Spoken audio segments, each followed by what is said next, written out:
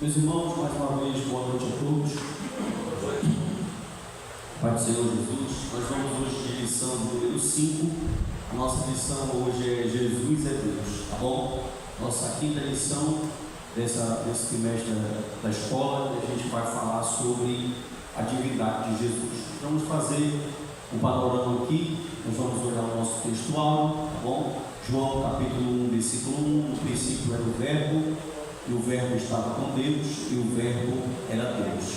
Verdade prática, a divindade de Jesus está muito clara e direta na Bíblia, além de ser revelada no seu ministério terreno, na manifestação dos seus atributos e nas obras divinas. Então, a nossa lição hoje ela vai abordar três objetivos. Nós temos três objetivos hoje para abordar nessa lição. Demonstrar biblicamente a natureza do Senhor Jesus Cristo, demonstrar que a Bíblia fala claramente, tanto no Antigo como no Novo Testamento, que Jesus é Deus. Nós vamos explicar a heresia do arianismo, quem foi Ário, o que ele ensinou e como ele foi combatido. Esses são os nossos pontos. E também apresentar implicações do arianismo na atualidade. Nós vamos observar, esses são os objetivos da nossa lição, baseado no que nós temos na mão aí, que é a nossa revista. Então a gente vai começar falando sobre esses pontos. Vamos lá. Nossa introdução aqui. Bom, como a gente vai observar, João, o evangelista, e o nosso textual ali, ele vai falar sobre o verbo. João, o evangelista, de forma alguma ele quer criar um outro Deus. João não quer ir para o politeísmo, até porque ele é judeu, né? E ele quer preservar a crença no monoteísmo. Então a ideia de João de apresentar Jesus como Deus não é criar um outro Deus para ser politeísta, mas é preservar a ideia do monoteísmo. Nós vimos na aula passada com o professor Gabriel que a Trindade ela foi sendo trabalhada, foi sendo sistematizada, ela foi sendo entendida, baseada em ensinamentos e textos bíblicos. Então a igreja cristã do primeiro ao terceiro ao quarto século, ela já tinha uma ideia formada sobre Trindade. Três em um, são três deuses, Pai, Filho e Espírito Santo, mas são um em essência. Eles já tinham essa ideia, isso era muito corrente. Porém, apareceu várias heresias ali nesse contexto que vieram falar contra a deidade de Cristo e contra, por exemplo, na verdade, todo mundo que nega a divindade de Jesus, ele já está negando automaticamente a Trindade. Eu neguei que Cristo é Deus, automaticamente eu estou negando a Trindade Santa.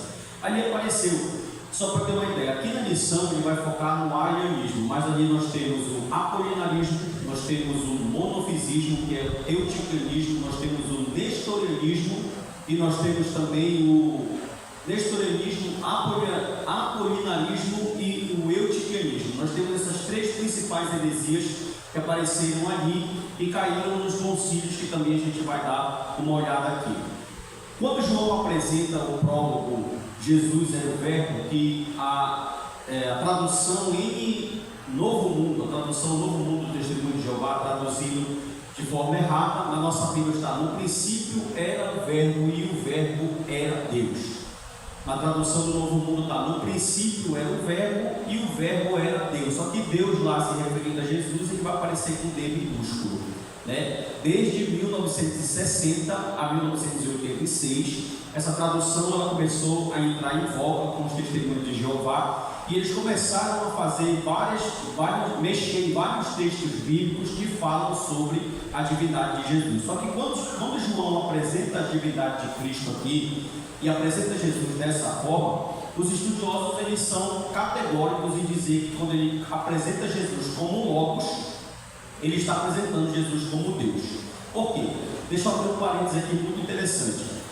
Para o judaísmo, o Logos é toda a sabedoria de Deus que foi manifestada no Antigo Testamento. Para o grego, o Logos seria a força que rege todas as coisas. Então a gente tem que entender que cada segmento tem o seu entendimento sobre o Logos. E João então vai apresentar, quando ele apresenta Jesus como Logos, palavra que foi traduzida como verbo, ele está apresentando automaticamente a divindade do Senhor Jesus. Nosso primeiro ponto vai falar sobre a doutrina bíblica da divindade de Jesus. Bom, Cristo era e é totalmente Deus, e esse ensino ele está claro nas Escrituras. Por exemplo, Apolinário disse o seguinte, Cristo é Deus, só que ele tinha um corpo humano, só que a mente dele não era humana. A mente divina preenchia o corpo humano de Jesus. Isso foi condenado no Concílio de Calcedônia. Nestor veio o seguinte, disse não, Cristo ele tem duas naturezas. No pensamento de Nestor, Cristo era como se fosse um Sméagol ali do Senhor dos Anéis. Era um corpo que tinha duas mentes, uma mente humana e uma mente divina. E essa mente ficava lutando ali entre si. Então não sabia se diferenciar em que momento era o Cristo homem e em que momento era o Cristo Deus. Depois veio o monofisismo, que também é chamado de eutiquianismo. O Eutico, que foi quem idealizou essa ideia, ele falou não, Cristo tem três substâncias. Olha qual foi a ideia dele. Cristo tem uma substância humana, Cristo tem uma substância divina. Quando você junta a substância humana e a substância divina, isso é chamado teologicamente de união hipostática, você tem uma terceira natureza. E essa terceira natureza, segundo o Eutico, sobre a ideia do monofisismo, era a natureza que Cristo tinha aderido com a união dessas duas naturezas. Ele usou um simbolismo, ele disse assim, olha, era como se você pegasse um copo de água e colocasse nesse copo de água uma gota de tinta. A tinta não deixou de ser tinta e a água não deixou de ser água. Elas apenas se misturaram e criaram uma terceira substância. Então apareceram isso aqui. Só que quando nós olhamos biblicamente para as Escrituras Sagradas, nós vamos observar que Cristo ele é totalmente Deus e esse ensino ele está totalmente claro nas Escrituras. E como é que nós vamos saber disso? Por exemplo, olha só, a gente vai saber que Cristo é Deus pelos nomes que as Escrituras atribuem a Ele. Por exemplo, toda vez que aparecer Theos, Kyrios, a palavra Kyrios, que é Senhor, ela tem diversos usos no Novo Testamento, ela aparece mais de 6.480 vezes no Novo Testamento. E todo judeu, ou melhor, todo judeu que lê as Escrituras e lê esse texto no Novo Testamento, ele sabe que a palavra Kyrios, ela se refere a Senhor. Posso dar um exemplo para vocês sobre isso aqui, claro. Quando Pedro fala assim, quando Jesus fala, Pedro, tu me amas? Sim, Senhor, eu te amo. Pedro, tu me amas a segunda vez? Sim, Senhor, eu te amo. Pedro, tu me amas a terceira vez? Sim, Senhor, eu te amo. Essa palavra Senhor é Kyrios. Quando ele fala Kyrios, ele está dizendo para Deus, para Cristo, tu és onisciente, tu és o Deus. Ou seja, Pedro está enfatizando a humanidade de Jesus. Então a gente vai saber que Cristo é Deus pelos nomes que as Escrituras atribuem para Ele, pelo culto divino que Ele é dado. Por exemplo, no Antigo Testamento, a única pessoa que recebe culto é Yahvé, é Deus. E Cristo, sem hesitação nenhuma, Ele recebeu a adoração da igreja no Novo Testamento. Os apóstolos ensinaram essa prática, Paulo ensinou essa prática, a igreja primitiva. Se você dá uma passada ali no livro de Atos, nos primeiros capítulos, você vai observar que sem hesitação nenhuma, Cristo recebeu o culto para si. Se Cristo recebe culto para si, isso é uma prova cabal da sua divindade. E também pelos ofícios divinos que são atribuídos ao Senhor. Por diversas vezes nós vamos ver vários ofícios, atributos, por exemplo, os atributos incomunicáveis de Deus. Nós temos aqui na lição onipotência, onisciência, eternidade, onipresença. Esses atributos diversas vezes foram atribuídos nos textos bíblicos à pessoa do Senhor Jesus. Então vamos lá. A gente vai observar. Primeiro, o Novo Testamento é direto quanto à natureza de Jesus. Por quê? Nós vamos ver algumas referências aqui. Eu queria que vocês, no microfone aí também, ajudassem aí. Pode ligar o microfone? Com a Bíblia Sagrada, o Jonathan pode colocar esses textos bíblicos aí no slide para mim. Os textos: no princípio era o Verbo, e o Verbo estava com Deus, e o Verbo era Deus. Outro texto: e Tomé respondeu e disse: Senhor meu e Deus meu. Olha aí, Tomé chamando Cristo de Deus. Essa palavra aí que Tomé está falando Deus é a palavra Kyrios, que mesmo existindo na forma de Deus, agora Paulo não considerou ser igual a Deus, algo que deveria ser retido a qualquer custo. Texto famoso, o texto ali de Filipenses capítulo 2, o texto da Gnosis, né? Tem mais um aqui. Agora quem está falando aqui é de Paulo ainda. Guardando a bendita esperança e manifestação da glória do nosso grande Deus e Salvador Jesus Cristo. Agora Pedro falando, aos que conosco obtiveram a fé igualmente preciosa na justiça do nosso Deus. Então está claro aqui, a gente vê João, nós vemos Paulo, nós vemos Pedro, mostrando com evidências bíblicas nas suas referências, chamando Cristo de Deus. Então a gente vê que nenhum desses homens hesitou em colocar esse título de Deus em Cristo Jesus. Nós acabamos de ver essas referências bíblicas. Perfeito. Então esse é o ensino que ele é central nas Escrituras. Quando, pessoal, o arianismo apareceu, a gente vai já ver, quando o arianismo se apresentou, ele se apresentou no final do terceiro século, para o começo do quarto século, onde Constantino levantou em 325 na cidade de Niceia um concílio para abater algumas heresias, e essa foi o alvo. Quando Ario se levantou para falar contra a divindade do Senhor Jesus, ele estava colocando em xeque uma das doutrinas centrais do cristianismo. Por quê? São muitos pontos a ponderar. Se eu nego que Jesus é Deus, eu estou negando a Trindade. Se eu nego que Jesus é Deus, o sacrifício dele por nós logo automaticamente não vale, porque para morrer por nós precisa ser perfeito. Então, se Cristo não é Deus, ele colocou em xeque, na verdade, a unidade da igreja. Eu estava vendo alguns comentaristas e eles falaram algo tão interessante. Ele disse que o arianismo, apesar de estar sendo camuflado hoje com outras ideias, mas ele ficou vigente. Olha só, ele apareceu no final do terceiro século, no começo do quarto, mas ele ficou vigente até o sétimo século.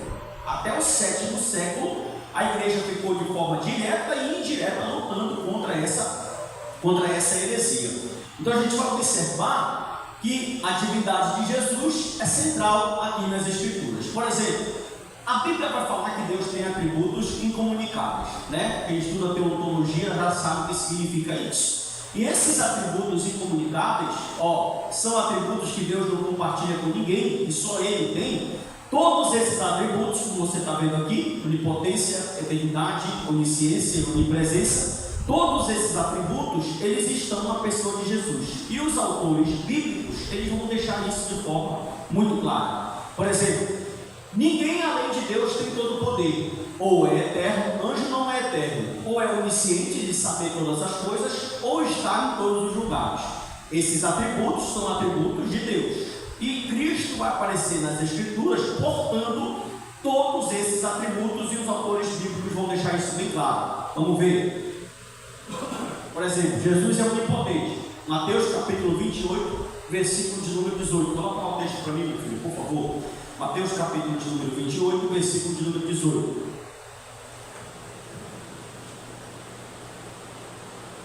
Texto bíblico, Jonathan vai me ajudar aqui e a gente vai ver. Mateus 28, 18. Jesus, aproximando-se, falou-lhe dizendo: toda autoridade me foi dada no céu e na terra. O atributo de onipotência, pode voltar, nós sabemos que só Deus tem esse atributo. Pode passar lá, que tem hora que ele se desvia aqui. Isso, passa o próximo slide para mim, por favor. Efésios capítulo de número 1, versículo de número 21. Então vai colocar aqui para ser mais didático, e você vai ler o texto bíblico junto comigo. Acima de todo principado e potestade e poder e domínio, e de todo nome que se possa referir, não só no presente século, mas também no vindouro. Quando eu leio esse texto bíblico aqui, pessoal, eu já posso observar uma coisa. É difícil tanto para Paulo, que tinha uma fé monoteísta, que sabe que esses atributos são de Deus, e agora Paulo está dando esses atributos para Cristo. Agora imagine um judeu ou um judaizante lendo esse texto aqui, sabendo que esse atributo de todo poder, quem tem é Deus. E agora a comunidade cristã, que está crescendo e desenvolvendo, já vem com a ideia que Cristo é Deus de forma consubstancial, como o Pai é. Né? Então, o choque com certeza foi muito grande dos primeiros leitores, principalmente judeus, que leram essa questão aqui. Não sei por que ele quer passar essa camarada aqui. Apocalipse capítulo 1, versículo de número 8, Jonathan. O último texto sobre a onipotência de Deus. Mais um texto aqui comprovando as Escrituras. Eu sou o Alfa e o Ômega, diz o Senhor Deus, aquele que era, que há de vir, o Todo-Poderoso. Essa palavra Todo-Poderoso aqui, meu irmão, tem um monte de trocadilho. desse texto aqui, ó. O eu sou, que é um trocadilho que todo mundo sabe que Deus, como foi a forma de Moisés. O Senhor Deus, que é o Theos Kyrios. O Todo-Poderoso, que é o Pantocrator, aquele que rege todas as coisas. E João colocou todos esses atributos na pessoa do Senhor Jesus. A gente pode observar que os autores bíblicos não, de forma alguma, prestaram para passar conta. Por gentileza. Vamos lá. Para a próxima. Hebreus capítulo 13, versículo 8, a Bíblia diz: Jesus Cristo é o mesmo ontem, hoje e será eternamente. Falando aqui de eternidade, João vai usar: no princípio era o verbo. Essa palavra que eu destaquei em amarelo aqui, ó, princípio, indica que ele já existia antes da criação. Inclusive esse aqui é uma das bases que os arianistas, os testemunhos de Jeová e todas as pessoas que negam a divindade de Jesus vão dizer que é um dos textos, junto com Colossenses e outros textos, que vão dizer que Jesus foi gerado. Só que o credo niceno diz que Cristo ele não foi gerado, ele foi criado. Ou melhor, ele não foi criado, ele foi gerado. Esse texto é o que eles usam para dizer que Cristo foi criado. Nós sabemos que Cristo é autoexistente e que Cristo aparece 3 vezes na Bíblia Sagrada em 3 momentos. Cristo tem aparições pré-existentes antes de encarnar, o Cristo eterno. Cristo tem a aparição de 33 anos e meio como o Cristo encarnado, o Deus eterno. E Cristo tem a aparição do Cristo glorificado. Então nós temos 3 momentos de Cristo nas Escrituras. Eles usam esse texto aqui, ó, por exemplo, o testemunho de Jeová, no princípio era o verbo, dizendo que Cristo em algum momento da eternidade, nós vamos já combinar com a ideia diária, vamos já expressar o pensamento diário rapidinho. Em algum momento da eternidade, Cristo foi criado. Mas como é o niceno que eu falei agora, meu Deus? Que fala da fé lá, como é que fala? Falei agora. Credo niceno, isso. O credo niceno vai dizer que Cristo, de alguma forma, ele foi criado. Ele foi gerado, diferente. A encarnação de Cristo é a entrada dele no mundo, não o seu começo. Porque ele não tem começo e não tem fim. Muito bem, então a gente passa aqui, ó, sinais que ele é onipresente. Mateus 18, 20, Mateus 28, 20, e sinais que ele é onisciente. Mateus 17, 27. Eu não vou pedir para o John para colocar essa referência, porque nós já conhecemos esses textos, né? E fala, por exemplo, Lucas 1, 37, porque para Deus nada é impossível. Então você vai ver várias passagens e referências bíblicas que vão mostrar esses atributos divinos, mas está aqui para você acompanhar depois. Passando aqui, a gente tem aqui João 47, são várias passagens, são centenas de textos, centenas de textos que mostram a divindade e esses atributos que Cristo ele tem. Olha só, entenda que no Antigo Testamento, só quem possui esses atributos é quem? Deus. É Deus. Então, se esses atributos que eu acabei de mostrar, no Antigo Testamento, só a pessoa de Deus tem, quando os autores bíblicos estão no Novo Testamento pegando esses atributos e colocando na pessoa de Cristo, o que é que eles querem fazer? Eles também estão afirmando que Cristo é Deus. De forma explícita, eles estão mostrando que Cristo também, da mesma forma que o Pai, ele é Deus. Beleza. Então, a sinopse do tópico 1 é: a Bíblia demonstra claramente a natureza divina de Jesus Cristo, bem como os seus atributos. Então está claro, se alguém tem alguma dúvida que Cristo não é Deus, ele não está lendo a Bíblia, né? Ou está vendo aí alguns apócrifos, porque está claro que Cristo verdadeiramente ele é Deus. Vamos lá, primeira pergunta, quem é que tem aí?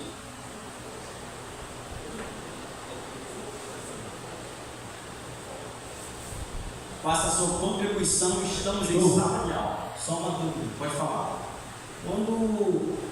Porque só o Pai sabe o dia e a hora, né? Só me tira essa dúvida aí, se são 3, são só em um, igual na aula passada. Aí, por que Jesus não sabe nem o dia nem a hora também? Porque quando Cristo, inclusive essa é uma defesa daqueles que acreditam em Cristo não é Deus, porque quando Cristo adito, ele encarnou, ele se esvaziou dos seus atributos. Então todas as obras que Jesus estava fazendo, inclusive os milagres, elas foram realizadas pela pessoa do Espírito Santo. Se tu perguntasse isso para ele, como ele foi perguntado e não respondeu dizendo que não sabia, era porque ele estava encarnado. Mas se perguntasse para ele após a ressurreição, ele diria, porque agora ele já tinha recuperado esse sentido, né? Ele não perdeu, mas já tinha despertado os seus atributos. Outra coisa, isso se deu também pelo fato da encarnação. A encarnação ela foi o meio que Deus criou para fazer um ser onipotente parecer fraco, um ser onipresente se limitar a alguns lugares, um ser onisciente procurar estudar. Então a encarnação fez com que isso fosse possível, entendeu? Então essa é a resposta para a tua pergunta. Mais alguém pode perguntar aí para contribuir conosco? Vamos lá, pessoal, a aula fica muito mais interessante assim, que a gente está em sala de aula. Isso, deixa eu passar aqui para mim não dormir, que vocês estão me contagiando com a alegria de vocês. Olha só, segundo, a heresia que nega a divindade de Jesus. Nosso segundo tópico vai falar sobre essa terrível heresia, que é o arianismo, que ela assolou, como eu disse, ela vai aparecer no final do 3º século, e ela vai assolar ali. Todo esse tempo vai ficar até por meados do 7º século. Então, quem foi Ario? O que foi que esse camarada ensinou de tão ruim que se alastrou na igreja? E como foi que Ario foi combatido? Então nós temos aqui 3 premissas nesse primeiro momento, nesse segundo tópico, para falar. Vamos lá. Primeiro, quem era esse camarada aqui? Ario, ele era um presbítero da cidade de Alexandria, no Egito. Segundo os estudiosos, esse homem ele era um homem muito eloquente, um homem bonito, um homem sábio, um homem muito popular, um homem que chamava muita atenção, e ele começou a se destacar pelos seus estudos e pela sua eloquência. Só que, em algum momento, ele vai se perder. Baseado em seus estudos, ele vai ter a ideia que Cristo, ele era homem, mas que Cristo, ele não era Deus. Ario não acreditava que Jesus Cristo tinha a mesma substância do Pai. Ele dizia, olha o que ele dizia. Ario abriu a boca e falou que Jesus era a criatura mais perfeita, nenhuma criatura sequer se equiparava a Jesus Cristo, mas de longe Jesus Cristo ele era alguém criado, ele não era Deus como o Pai é. Ou seja, eles não têm a mesma substância, eles não são consubstancial. E isso aí, meu irmão, se alastrou. Desculpe, como eu disse no começo da aula, foi tão forte, tão pesada essa heresia que quase a igreja quebra, quase a unidade da igreja quebra.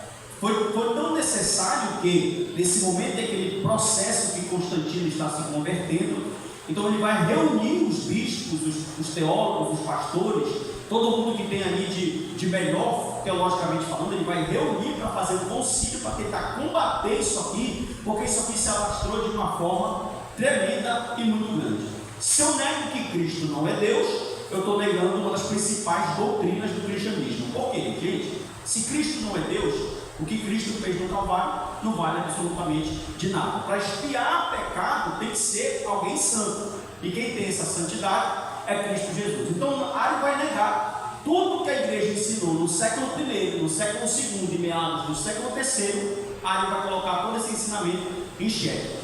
E com certeza ele fez uma sistematização disso muito forte, porque realmente mexeu com a estrutura. Aí o que aconteceu? Olha só, ele falava que Cristo ele tinha sido criado. Cristo tinha sido o quê? Criado e não gerado. Se eu falo que Cristo foi criado, automaticamente eu estou negando a teoria da autoexistência de Deus, ou melhor, o ensino da autoexistência de Deus. A encarnação de Cristo foi o momento que Cristo entrou no mundo, não o momento que Cristo foi gerado. Na encarnação, Cristo ele foi gerado e não criado. Por quê? Porque Cristo já existia antes da fundação do Cristo, sempre existiu. Então, a encarnação é a sua entrada no mundo, não a sua origem. Essa é a palavra. Ele dizia que Cristo não era consubstancial com o Pai, eles não tinham uma mesma essência. Ele era filho de Deus, porém ele foi criado, mas ele não tinha a mesma natureza de Deus. Ele era um ser inferior. Perfeito. E que Jesus, olha aí, era a melhor criação, mas que ele não era Deus. Nós sabemos que tem seitas hoje, que nasceram no século XIX, que estão camufladas com essa ideia. Perfeito. Na verdade, olha aí, ó, essa heresia assolou no quarto século, tá? E ela negava a divindade de Jesus e mexia com a nossa central doutrina do cristianismo. Perfeito, já falei isso aqui para vocês. E aí, como é que ele foi combatido?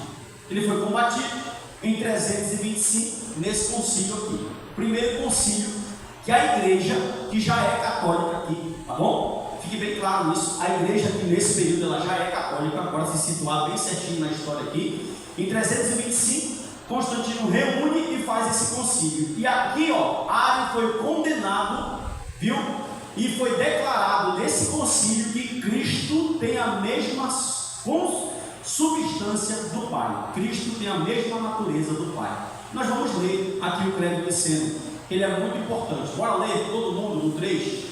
Esse aqui é o credo que foi decidido após a reunião em Nicéia. 1, 2, 3, vamos lá. Creio em um só Deus, Pai Todo-Poderoso, Criador do céu e da terra, de todas as coisas visíveis e invisíveis. Creio em um só Senhor, Jesus Cristo, Filho unigênito de Deus, nascido do Pai antes de todos os séculos, Deus de Deus, luz da luz, Deus verdadeiro de Deus. Segura. Deus verdadeiro de Deus verdadeiro. Agora essa parte amarela aqui é a resposta para dar uma bufetada em Ário. Eles falaram, olha o que foi que decidiram. Ele foi gerado, encarnação. Ele entrou no mundo, ele foi gerado aonde? Na Virgem Maria, pela pessoa do Espírito Santo. Então ele foi gerado, não criado, como o Ário estava ensinando. Tá bom?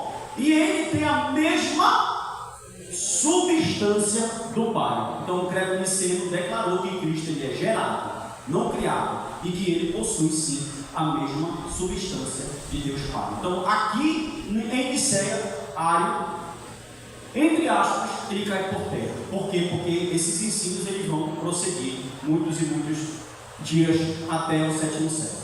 Nós temos algumas explicações aqui, ó.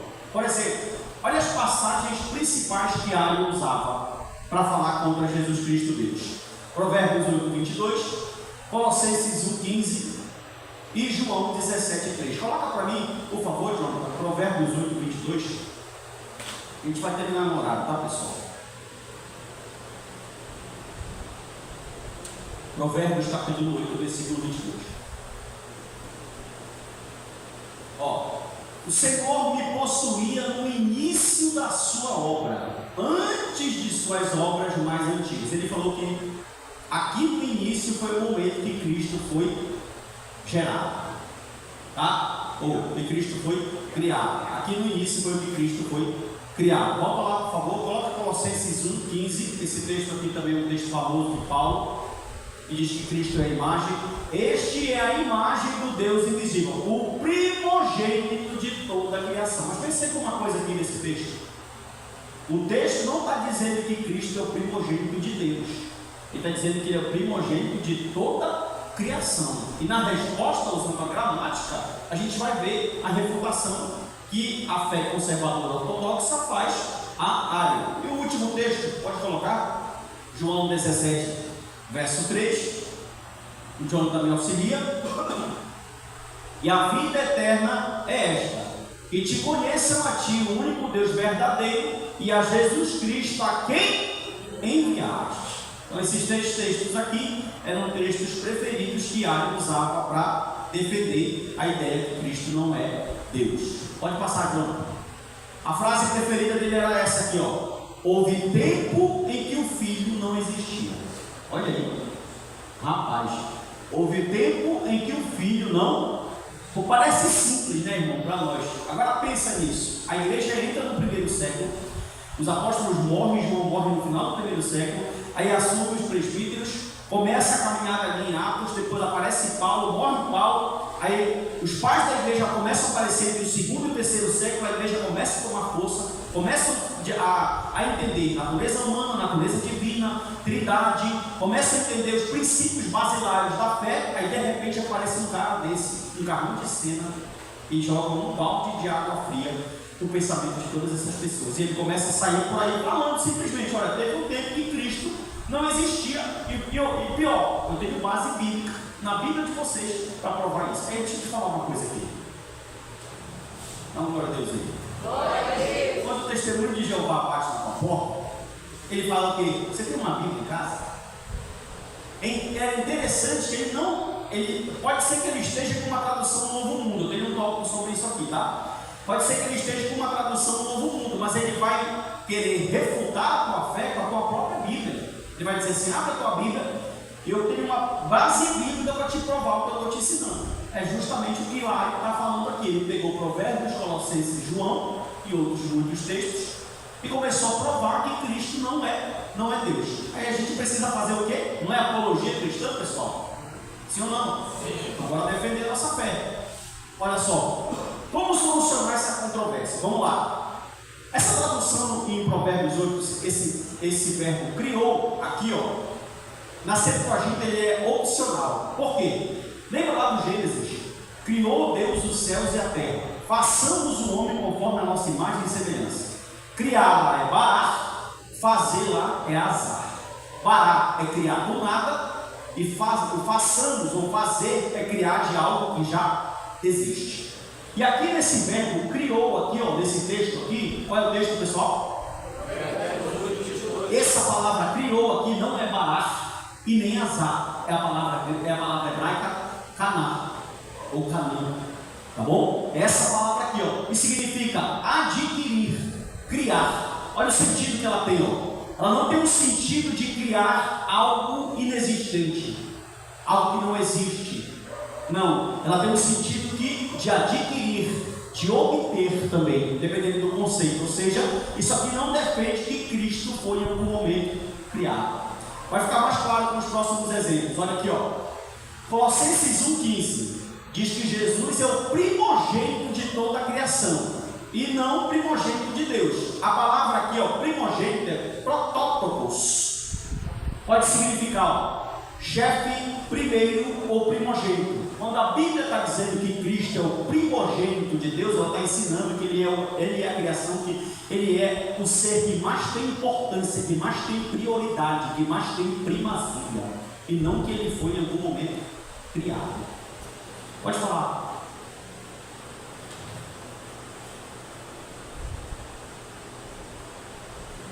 Eu vi agora também que esse texto do verbo criou é tradução.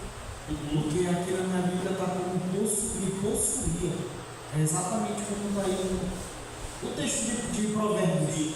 Ele diz aqui que na verdade o Senhor me possuía, ele era adquirido também. Então esse texto do criou é tradução. É porque a Novo Mundo mexeu nessa tradução aí. Eu vou chegar nesse tópico aí. A tradução Novo Mundo, ela mexeu principalmente nos textos que falam sobre a divindade de Jesus e adaptou essa tradução de acordo com o que eles entendem como teologia. Certo? E o último texto, quando fala aqui, João 17,3, está falando que conhecer a Deus é o mesmo que conhecer a Cristo. Por exemplo, o que foi que Cristo falou em João 10,30? Que ele vê a mim, vê o Pai. Eles não têm a mesma substância? Eles não são unidades simples? Fala comigo, pessoal. Sim, eles não têm a mesma natureza. Então quem vê Cristo, vê o Pai. Então se eu conheço Cristo, automaticamente eu conheço o Pai, certo? Essa então seria a nossa defesa. Perfeito. Sinopse 2. Ário negava a divindade de Jesus e o considerava um Deus de segunda categoria. Então Ário quis em algum momento pegar Cristo e rebaixar Cristo, quem sabe a um principado, a uma potestade. Agora imagine ele lendo o texto de Colossenses ou de Efésios. Eu estou acima de todo o principado e de toda a potestade. Tem que engolir esses textos aí, que são passagens claras que mostram que Cristo está no mesmo patamar do Pai. Outra coisa, Jesus olha para um leproso e fala: perdoados estão os teus pecados. Quem perdoou o pecado? Só Deus. Então está provado biblicamente que até nos sinais, por exemplo, lá no sinal em Caná da Galileia em João 2, tem uma frase muito interessante. Quando Jesus transforma a água em vinho, mulher, ainda não chegou a minha hora. Depois que ele faz o sinal, ele diz assim: para que vocês já vejam que chegou a glória de Deus. Então ele está mostrando que da mesma forma que o Pai é Deus, ele também é Deus. Amém? Vamos lá, pergunta. Sua participação abrilhando a minha aula. Vamos lá, pode falar. Tem pergunta, pode perguntar, pessoal. Tem pouca gente que dá para perguntar.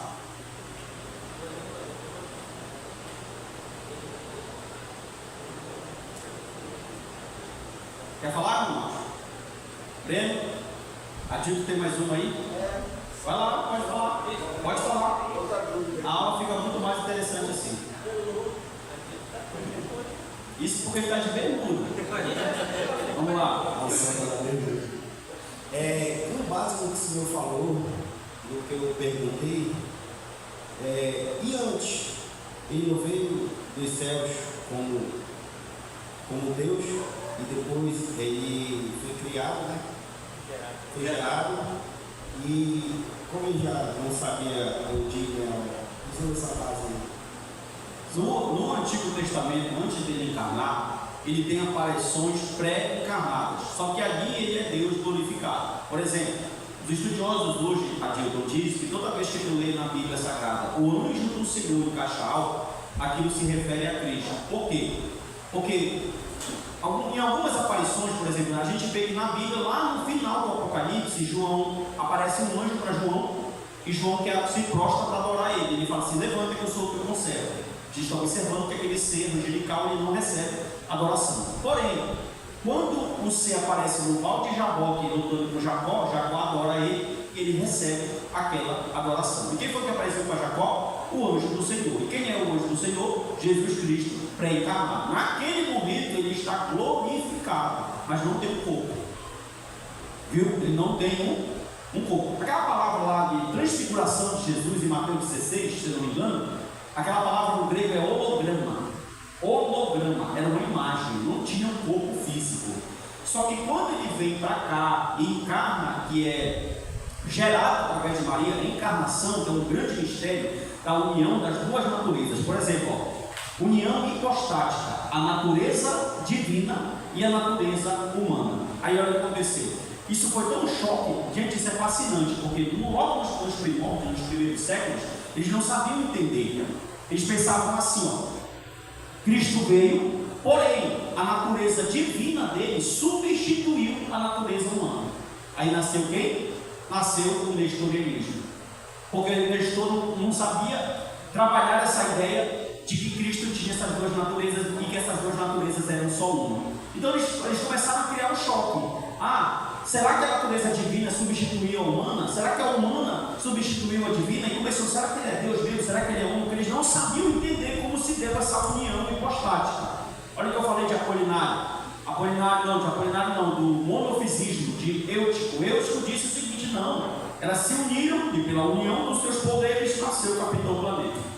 Né? Pela união dos seus poderes nasceu uma terceira natureza. Então eles não sabiam entender muito bem isso. Só que a gente fica claro que Cristo, a natureza divina, que ela já existia na eternidade, em nenhum momento ocupou a parte da natureza humana. Por quê? Jesus nunca falou como um esmigo. Já viu o Senhor dos Anéis? Você já assistiu o Senhor dos Anéis? Sim ou não, pessoal? Senhor dos Anéis é um filme muito famoso que tem lá, não sei o que é o anel, que é o esmigo, não sei que criatura ele é, se ele é um orc, se ele é alguma coisa. E o esmigo ele tem duas personalidades. Ele tem uma personalidade boa e uma personalidade má. Aí ele quer o anel, ele chama o anel de precioso. Ele fala, meu precioso. Só que, por exemplo, o esmigo olha lá e ele, de repente, ele é bom. E a parte boa do esmigo é incapaz de fazer mal para qualquer pessoa. Só que, de repente, na mesma cena, a parte ruim toma ele, o tom de voz muda e já é a parte mal. Na cabeça de algumas pessoas, Cristo tinha duas naturezas dessa forma. Tinha algum momento que quem estava falando contigo era o Cristo Deus, e tinha outro momento que quem estava falando contigo era o Cristo homem. No caso, Moisés, quem estava falando com Moisés era Jesus? Jesus Cristo. Ninguém pode ver Deus, porque se vê Deus morre. E está no mesmo texto que tu está citando. Por exemplo, lá com Moisés falou assim: Senhor, deixa eu ver tua glória. O Senhor respondeu o que para ele? Moisés, não tem ninguém que veja a minha glória que possa ficar vivo, mas eu vou te mostrar a minha misericórdia. E da Trindade, Pai, Filho e Espírito, quem tem o corpo é Cristo. Então, se Moisés viu uma costa, de quem era a costa? Ô menino inteligente, era Cristo Jesus. Pode falar, vamos. Uma pergunta sobre a crucificação, que o senhor vai chegar nessa parte. Qual é a ideia de Água com essas duas naturezas em relação à crucificação? Para lhe falar a verdade, eu não li nada sobre o pensamento dele sobre a crucificação. Eu não vi nenhum comentarista falando nada sobre isso, mas a gente pode deduzir claramente que aquilo ali, Cristo está morrendo em vão. Porque a base para morrer e fazer expiação é um sangue puro e perfeito. E não tem nenhum homem que faça isso. A minha pergunta é porque o gnóstico ele acredita que houve a separação, né? Naquele momento o Cristo divino foi e ali ficou só o corpo, no caso de Cristo. Dependendo de alguns segmentos, sim, até porque o gnóstico não acreditava na possibilidade de ter um corpo. E foi levantado, então. E subiu com o corpo, então. Ele subiu com o corpo glorificado. Né? Não estou respondendo o pensamento do gnóstico. O gnóstico acredita que a matéria é má, então o ser divino não pode vir e incorporar aqui. Então Cristo recebeu do gnóstico o seu poder no batismo, mas ele era um homem comum. Não tinha como a divindade habitar nele. No caso, então, o que o Ari estava pregando é que o sacrifício de Cristo foi em vão mesmo. Foi em vão, É isso. com certeza. Foi em vão. Ele estava. É por isso que eu falo, é isso aí que quase quebra a unidade da igreja. Porque se Cristo não é Deus, não vale de nada. Não vale, só tem algum sentido se Cristo for Deus. Pode falar. Aí surge uma outra pergunta, que é um outro problema. Porque então quem morre? Cristo homem ou Cristo Deus? Porque se o corpo não vale de nada, o sacrifício é vão, então é como se ele estivesse dizendo que quem morreu ali foi Deus. Como é que pode Deus morrer? Exatamente. A ideia é: Deus não morre, certo? O Deus Cristo, ele é eterno, ele não morre. Para ter sacrifício, evangelista Rafael, tem que ter sangue. E o fantasma não sangra, certo? Então Cristo precisaria de quê? De um corpo para fazer o sacrifício expiatório que desde o Éden já vem sendo simbolizado na morte do cordeiro. O cordeiro é simbolizado, aí vem todo o ritual mosaico apontando para aquele sacrifício, mas os profetas falaram o quê? Sangue de touros, bodes e ovelhas não podem remover pecados, precisaria de um sacrifício perfeito. Mas como? Deus teve a ideia de encarnar, para isso ele precisou do corpo. O corpo, na verdade, só era uma casca, para que aquele sacrifício pudesse ser feito. Então quem morre de fato é o homem, né? É o homem em si. É o Deus homem. não poderia morrer. E olha que defesa, porque se a natureza divina substitui a humana, Cristo não poderia morrer. Tanto prova que ele foi homem plenamente até o final, porque ele morreu. Certo? Perfeito. Então vamos lá.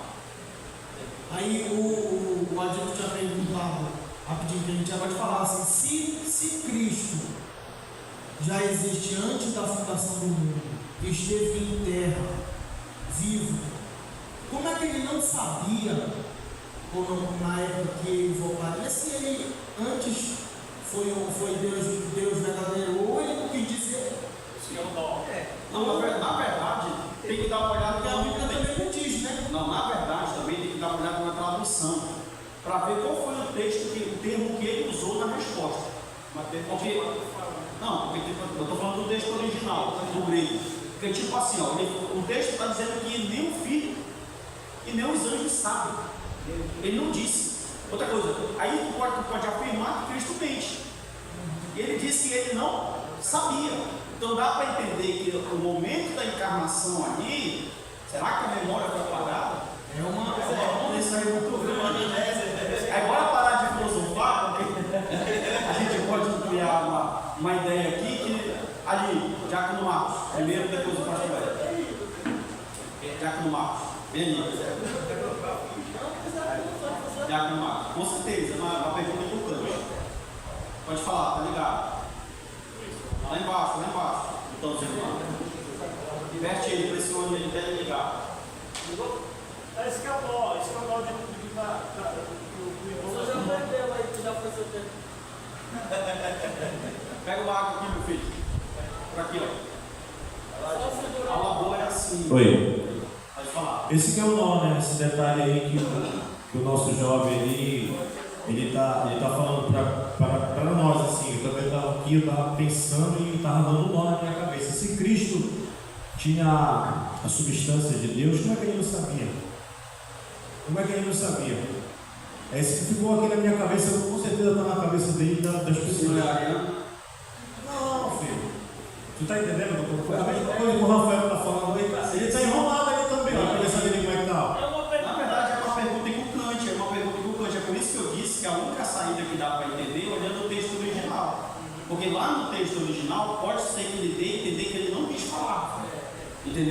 Só que a tradução traduziu o quê? Mas ele mentiu aqui. Não tem Não, presta atenção, cara. É a tradução. Cristo não mente. Presta atenção aqui, ó. Vamos lá. Ele não mentiu, é a tradução. É por isso que eu estou falando que tem que dar uma olhada no texto original. Como Jesus falou. Pode ser que lá, presta atenção para te entender o que eu estou te explicando. Pode ser que lá na resposta de Jesus no texto original, ele tinha dito uma palavra que ele não quis falar. Só que a tradução traduziu dizendo: nem o filho e nem o pai sabem. Certo?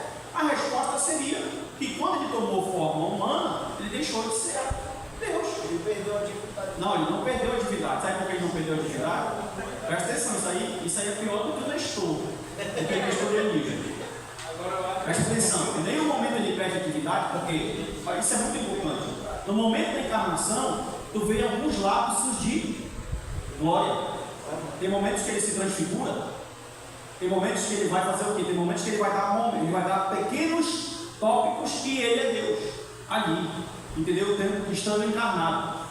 É como se fosse assim, eu gosto desse termo. Na verdade, pessoal, nós estamos diante de um dos temas mais difíceis da teologia. Tá? Não é coisa simples isso não. Mas presta atenção nisso aqui. Eu gosto de uma frase que os teólogos dizem que os atributos divinos de Cristo estavam adormecidos. Seria, mestre, eu vou te dar uma resposta aqui. Mestre, que dia é o teu retorno? Meu filho, o Cristo homem não pode, né? Ele poderia dizer assim, ó, o Cristo homem não sabe nem os anjos, mas o Cristo Deus na eternidade, ele já sabe. Poderia ser uma resposta. Só que o texto diz que ele disse, nem o pai, nem o filho e nem os anjos. Então dá para entender o quê? Que naquele momento os atributos estão adormecidos. Tem gente que fala que ele se esvaziou. Não, não se esvaziou. Ou ele se desfez. Não, ele faz no sofá velho. Tu não quer. Em nenhum momento ele deixou de ser Deus. Em nenhum momento a natureza divina ocupou a humana. Só que em nenhum momento ele deixou de ser homem. Está vendo como é complexo para tentar entender? O Wesley lá está na vez. O Wesley está na vez lá. O Champlin diz aqui que a expressão nem um filho, ele diz que não existe na maioria dos testemunhos de Mateus. Não pode ser questão de. É acréscimo, está vendo? E tem um rapaz, eu vou deixar nada. Porque senão se não for acréscimo, não tem resposta para essa pergunta. O Ari está com razão. O Ari está com razão se não for acréscimo. Então provavelmente é uma. Como é que fala, meu Deus? É um acréscimo do copista que colocou isso. Se tu pegar os copos, presta atenção. Tem pergaminhos de 50 antes de Cristo, tem pergaminhos de 50 depois de Cristo. Se tu pegar os pergaminhos, as cópias mais antigas, esse texto provavelmente não existe. Se tu pegar os pergaminhos mais recentes, provavelmente esse texto já está lá. Por quê? A igreja, quando ela vai traduzindo, ela já vai interpretando dentro daquilo que ela acredita. Entendeu? Sim ou não? Sim, um pouquinho. Amém. Vai lá, Wesley. Também tem uma outra heresia que também surgiu ali no primeiro século, que foi um ramo dos judaizantes, que são chamados de ebionismo. Ebionismo, acho que está certo. Foi a primeira. Foi a primeira, né? E uma das ideias deles, eles são diferentes dos arianismos, né? Porque o Ario acreditava que Jesus foi criado, né? Só que o ebionismo acredita que Cristo não foi Deus, mas que ali no batismo desceu Cristo, né, sobre Jesus, e antes dele ser crucificado, Cristo saiu dele, que ele era apenas um homem comum, normal, que Cristo desceu ali no batismo e antes da crucificação saiu dele.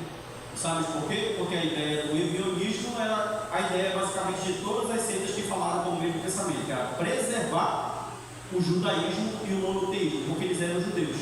Ebion vem de judaísmo, então eles eram judeus que queriam preservar um único Deus. Então eles criaram essa meta aí para dizer que Cristo não era E que Paulo combate ele também na carta dos Gálatas. Sim.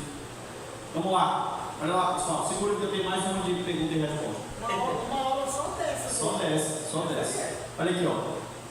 Implicações do arianismo na atualidade. A tradução Novo Mundo e os movimentos orientais em si. Para a gente ir embora, pessoal. A gente começou um pouquinho tarde, então aguenta eu faço aí um pouquinho, tá? Olha só. Tradução do Novo Mundo, que é a tradução dos Testemunhos de Jeová. Desde 1961 a 84, está aqui, ó. A New World Translation of the Holy Scriptures. Olha o inglês. New World Translation of the Holy Scriptures. Tá bom? Associação Torre de Vigia da Bíblia. Eles pegaram essa Bíblia aqui, fizeram o quê? Eles mexeram em todo dela. Eles têm uma crença doutrinária, sabe? E criaram uma tradução dentro do parâmetro que eles acreditam. O que foi que eles fizeram? Eles pegaram especialmente os textos que falam da divindade de Jesus e começaram a adulterar esses textos e negligenciar. Eu trouxe só um aqui para a gente dar uma olhada nesse erro de tradução deles aqui. Ó. Olha o que eles traduziram aqui, ó. João 8,58. Foi mudado assim na tradução Novo Mundo. Digo-lhes com toda certeza, antes de Abraão vir à existência, eu já existia. Antes de Abraão vir à existência, eu já existia. Isso muda muita coisa. Por quê? Porque no texto original está escrito eu sou. E todo mundo sabe que quando o autor do Novo Testamento usa eu sou para Jesus, ele está dizendo que Jesus é Deus. Tem um trocadilho com eu sou e com Yahvé. Toda vez que você vê na Bíblia Jesus falando eu sou, ele está dizendo eu sou Deus. Toda vez que, então o que eles fizeram? Eles tiraram o eu sou daqui e colocaram eu já existia. Se você for lá nessa Bíblia vai estar assim, ó. Não tem esse eu sou aqui, que é uma defesa para dizer que Cristo não é Deus. Aí nasceram os movimentos orientais, nenhum deles reconhece a divindade de Jesus. Outros grupos, como muçulmanos, espíritas, religião de matriz africana, testemunho de Jeová, etc. O muçulmano, Jesus é quem? É um profeta inferior a Maomé. Para os espíritas, para Kardec, ele é um espírito que evoluiu de uma forma muito grande, se tornou um espírito de uma qualidade muito grande. Para as religiões de matriz africana, Candomblé, Umbanda, Quimbanda, Jesus é inferior ao Olorum, ele é um Deus subordinado. E para as outras, o testemunho de Jeová, ele se apresenta como Miguel e como um ser criado. Então você vai observar que todas essas religiões e seitas, elas não acreditam na divindade do Senhor Jesus Cristo. Perfeito? Agora para a gente terminar. Sinopse 3, a última. Grupos religiosos negam a divindade de Cristo, alterando o texto sagrado. Vendo uma aula dessa aqui, a gente vai observar a importância da gente defender a nossa fé. Aqui, ó, perguntas, contribua. Isso é aula muito importante. Cadê a pergunta? Pode falar. Não sei se é pergunta, mas eu acho que do lado dele que o pessoal fala. Mas o senhor falou muito bem, eu fiquei imaginando, se der um nó agora aqui, que todo mundo já crê, que dirá naquele tempo, onde o cristianismo está pegando força, todo mundo crendo de fato que Cristo é Deus e é homem. Imagine a confusão que foi, tá? Veio da minha mente agora isso aqui. Então, hoje, acho que as lutas são um pouco diferentes, mas eu sempre digo que vai chegar um tempo que a gente vai ter que defender nossa fé de fato, e vai ter que dizer crente ou não é crente, creio ou não creio. Então é muito importante as aulas, falando sobre essas questões, para que a gente venha se preparar mais, porque a tendência é engrossar mais o caldo. Com certeza. Né? E, como eu falo, muitos irmãos era só para sair de casa para mim. Foi a chuva. Pareceu Mariana aí que a chuva vai lembrar ele. Né? Olha só, pessoal, nossa conclusão aqui, a gente vê que é um assunto que tem desde os primórdios da nossa fé, desde lá do começo. Não é fácil, não acabou, tá bom? Só está camuflado aí com outros nomes. Continua assolando a igreja, continua pregando contra, continua não acreditando. Agora eu quero terminar com um adendo aqui. Tudo isso que foi falado aqui, é bacana a gente ir lá no contexto, olhar na sistemática, olhar os pontos históricos, tentar entender o pensamento dessas seitas, desses pensadores. É muito bom tudo isso, maravilhoso, pode ligar, é maravilhoso. Só que o que é mais maravilhoso de tudo, que todas essas verdades sobre Jesus, sua divindade, seus atributos, seu nome, que ele recebeu, tudo isso não é colocado em nós de forma investigativa. Isso é gerado em nós através de fé. Então não preciso ir, não, irmão, quando o Espírito Santo gera isso dentro da pessoa, não tem área, não tem apolinário, não tem nestor, não tem testemunho de Jeová, não tem um diabo, não tem inferno, não tem ninguém que possa tirar isso do homem. Então isso foi enxertado dentro de quem crê em Cristo verdadeiramente, como o Senhor Jesus falou para Pedro: Pedro, isso não foi o carne nem sangue que te revelou, mas o meu Pai que está no céu. Então essas verdades são verdades que estão aqui, tem muita base bíblica para a gente. Agora, não é porque essa verdade foi gerada em nós pela regeneração, pelo céu, que a gente não vai entender para defender a nossa fé para alguém. Triste é perder para um testemunho de Jeová ou para um mormon com a Bíblia na mão. O camarada te aborda com a tua Bíblia, te dá um show de Bíblia, faz tu ficar tordoado e tu não sabe defender a tua fé. Aí sim, isso é triste. Por isso que a gente precisa dessa caminhada em nome de Jesus. Amém? Amém. Pastor Bruno, falar alguma coisa? Pode encerrar?